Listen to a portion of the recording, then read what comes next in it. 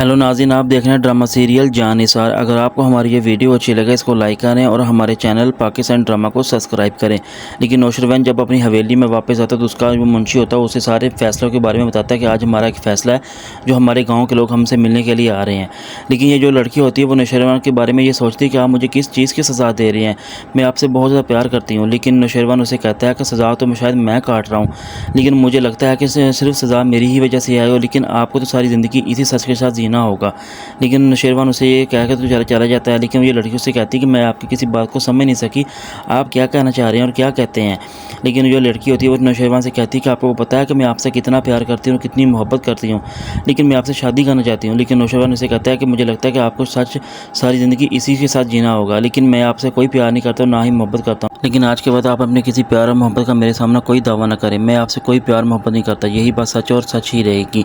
लेकिन फराज जब दुआ को देखता है, देखने के बाद उससे मिलने के लिए जब यूनिवर्सिटी आता है तो दुआ देखकर उसे बड़ी परेशान हो जाती है। लेकिन फराज दुआ से कहता है कि आपको पता है कि जब से पहली नज़र मैंने आपको देखा था आपकी नज़रों में इतना पागल हो चुका था और हर वक्त यही सोचता रहता हूँ कि किसी न किसी वजह से आप मेरी आंखों के सामने आ जाओ, तभी मुझे तसल्ली मिलती है, मैं आपसे बहुत ज़्यादा प्यार करता हूँ।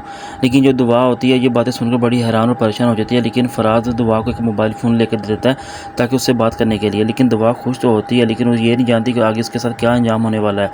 लेकिन वो दुआ मोबाइल फ़ोन तो उससे ले लेती है। लेकिन जब उसके घर वालों को पता चलता है कि दुआ के पास मोबाइल फ़ोन है, लेकिन उसकी माँ उसे मारती है और इसे पूछती है कि तुम मुझे ये बताओ कि ये मोबाइल फ़ोन कहाँ से है और किसने दिया तुम्हें। लेकिन जब वो नौशरवान अपनी हवेली में आने के बाद अपने मुंशी से पूछता है कि बताओ मुझे क्या फ़ैसला है, तो उसका मुंशी उसे बताता है कि आज हमारे गाँव का फ़ैसला जिसमें लड़की के बारे में भी बात हो रही है। लेकिन जो लड़की का बाप होता है वो नौशरवान से कहता है कि साईं ये जो लड़का है ये कहता है कि मैं तुम्हारी बेटी की शादी किसी कीमत पर नहीं होने दूंगा। लेकिन वो लड़का उसके सामने कहता है कि मैं तुम्हारी बेटी को उठा कर ले जाऊँगा।